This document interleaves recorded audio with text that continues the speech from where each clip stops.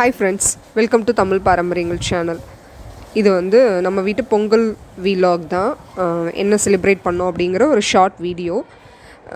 இது வந்து முன்னாடியே அப்லோட் பண்ணலான்னு நினச்சோம். பட் எனக்கு த்ரோட் இன்ஃபெக்ஷனால் வாய்ஸ் ஓவர் கொடுக்க முடியல. ஸோ அதனால தான் லேட் அப்டேட் இது.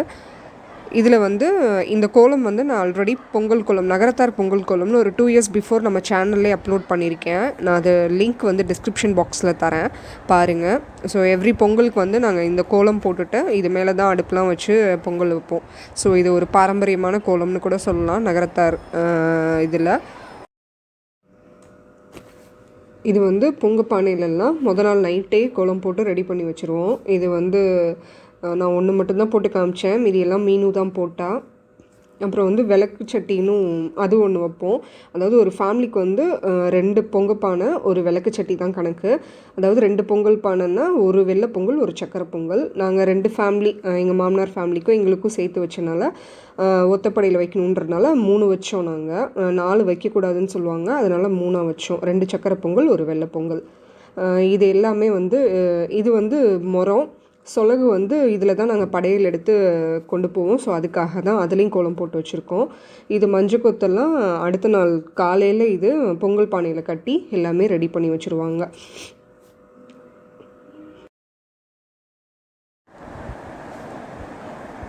நான் சொன்ன மாதிரி இந்த கோலம் மேலே அடுப்புலேயும் கோலம் போட்டு அடுப்பு வச்சுட்டு இதில் வந்து பானை, பொங்கல் பானை நல்ல நேரம் பார்த்து வைப்பாங்க.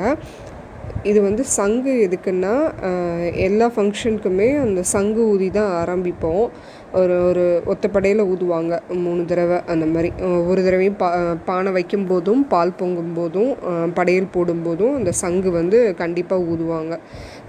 இது மட்டும் இல்லாமல் கல்யாணத்துக்கு எல்லாத்துக்குமே சங்கு தான் ஊதுவாங்க. ஸோ சங்குங்கிறது வந்து கண்டிப்பாக அது ஊதணும் அப்படிங்கிற மாதிரி ஒரு ஐதீகமான ஒரு செயல் அது. ஸோ அதனால் கண்டிப்பாக சங்கு இல்லாமல் எந்த ஃபங்க்ஷனுமே இருக்காது. இது வந்து 3 பானை நான் சொன்ன மாதிரி சக்கரை பொங்கல், வெள்ளை பொங்கல் 3க்கும் உள்ள பானை இது. இது வந்து ஃபஸ்ட்டு இது என்ன ப்ரொசீஜர்னால், ஃபஸ்ட்டு வந்து கொஞ்சமாக பால் ஊற்றிடுவாங்க. அதுக்கப்புறம் வந்து ஒவ்வொரு பானைக்கும் வந்து அந்த அளவு வந்து அரிசி அளவு எடுத்து வச்சுருவாங்க. அதை வந்து களைஞ்சி அந்த தண்ணி இருக்கு இல்லையா, அதை வந்து வடிகட்டிட்டு அதுதான் பாலுன்னு சொல்லி ஊற்றுவோம். அது வந்து ஒரு 3/4 பானைக்கு அதுதான் ஊற்றுவோம். அதுக்கப்புறம் அந்த பால் பொங்குனதுக்கப்புறம் தான் அதில் வந்து நாங்கள் வந்து அரிசியே உள்ளே போடுவோம். அதனால் ஒரு 3/4 அளவுக்கு அது நாங்கள் ரெடி பண்ணி வச்சுப்போம், அந்த அரிசி களைஞ்ச தண்ணியை. உங்களுக்கு காமிக்கிறேன், அதுவும் பாருங்கள், வீடியோவில் வரும்.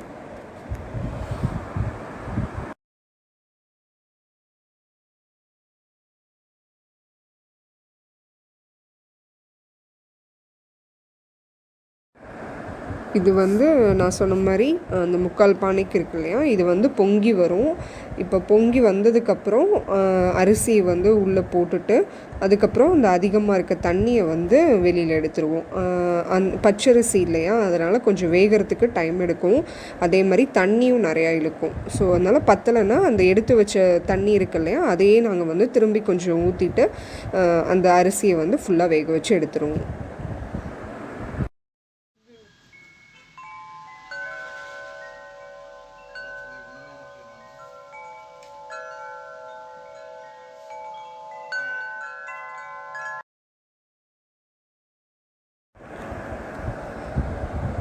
இது வந்து இப்போது ஒரு வெள்ளை பொங்கல் வந்து முடிஞ்சிருச்சு. சக்கரை பொங்கலுக்கு வந்து இன்னும் வெல்லம் மட்டும்தான் ஆட் பண்ணணும். அரிசி வெந்துருச்சு. இது வந்து ஒரு கப் அரிசிக்கு வந்து அச்சு வெல்லம் தான் நாங்கள் ரொம்ப யூஸ் பண்ணுவோம். ஸோ அந்த ஊர் பக்கம்லாம் அச்சு வெல்லம் தான் நிறையா கிடைக்கும். அதனால அச்சு கணக்கு தான் வச்சுப்போம். ஒரு கப்புக்கு வந்து 3 அச்சு அப்படிங்கிற மாதிரி கணக்கு எடுத்துப்போம். வெல்லம் நல்லா இனிப்பாக இருந்தது அப்படின்னா 3, இல்லைன்னா 4 கூட சேர்த்துப்போம். ஸோ அதனால் அந்த அச்சு வெல்லத்துக்கு வந்து நாங்கள் அதை இடித்து வச்சுக்கிட்டு அதுக்கப்புறமா வந்து அதை அரிசியோடு சேர்த்துட்டு அதை கொஞ்சம் நல்லா கிண்டிட்டு அப்புறம் நெய்யில் வந்து முந்திரி பருப்பு, திராட்சைலாம் வறுத்துட்டு அதுக்கப்புறம் இதை ஆட் பண்ணிடுவோம். இந்த பொங்கல் ரொம்ப நல்லாயிருக்கும். நிறைய பேர் நான் பருப்பு போட்டு தான் பொங்கல் பண்ணி பார்த்துருக்கேன். ஆனால் இந்த மாதிரி பொங்கல் செஞ்சிங்கன்னா இன்னும் நல்லாயிருக்கும். இது கண்டிப்பாக செஞ்சு பாருங்கள். இது ஒரு தடவை ட்ரை பண்ணி பாருங்கள் உங்கள் ரெசிபியோட இதை.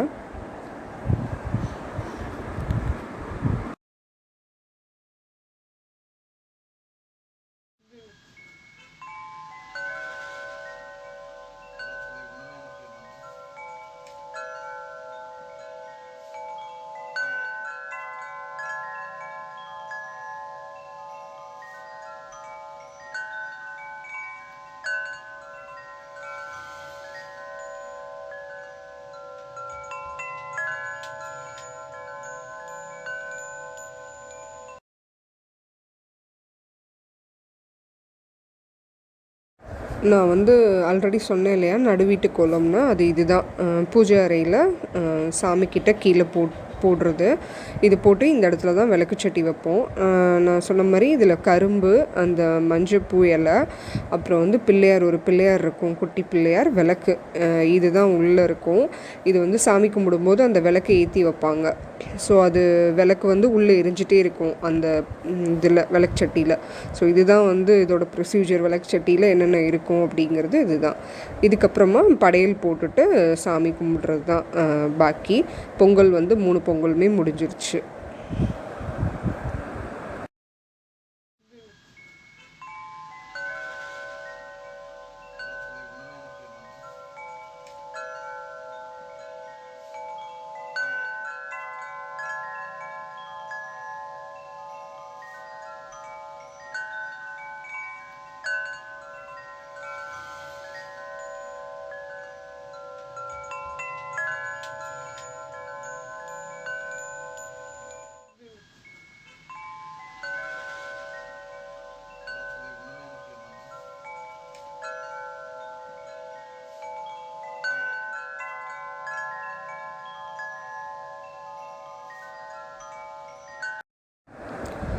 இந்த மாதிரி வந்து படையல் போட்டு பொங்கல், அப்புறம் வந்து காய்கறி, பொங்கல்னாவே இந்த நாட்டு காய்கறிகள் நிறைய கிடைக்கும் இல்லையா, சக்கரவள்ளி கிழங்கு, பிளாக்கா, அந்த மாதிரி கிழங்கு வகைகளும் நிறையா கிடைக்கும். அதனால் அந்த மாதிரி எல்லா காயும் போட்டு குழம்பு வைப்பாங்க. அது இந்த புளிக்குழம்பு ரொம்ப அருமையாக இருக்கும். அதுவும் வந்து அடுத்த நாள் அது இன்னும் சுட வச்சு சுண்ட வைக்கும்போது இன்னும் நல்ல டேஸ்ட்டாக இருக்கும். அது வந்து பொங்கல் அப்போ மட்டும்தான் அந்த குழம்பு வைப்பாங்க. ஸோ அது ரொம்ப நல்லாயிருக்கும். நான் ஒரு தடவை முடிஞ்சால் உங்களுக்கு அந்த ரெசிபியும் அப்லோட் பண்ணுறேன்.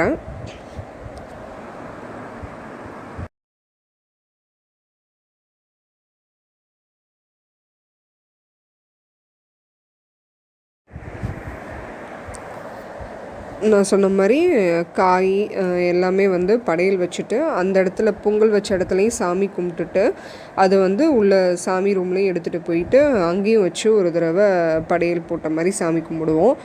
நான் அந்த முறம் சொன்னேன் இல்லையா, அது வந்து இதுக்காக தான் நாங்கள் பயன்படுத்துவோம்.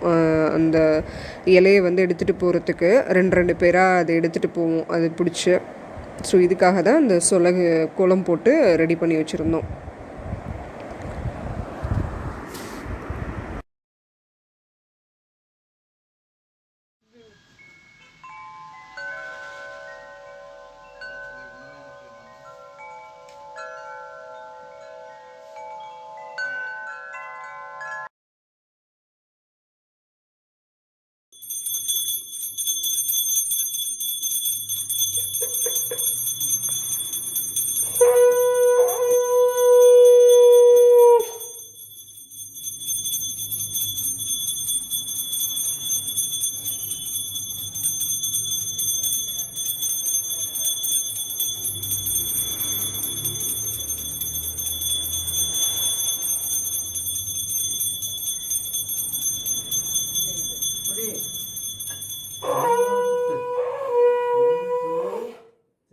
கீழே வச்சிருப்பி.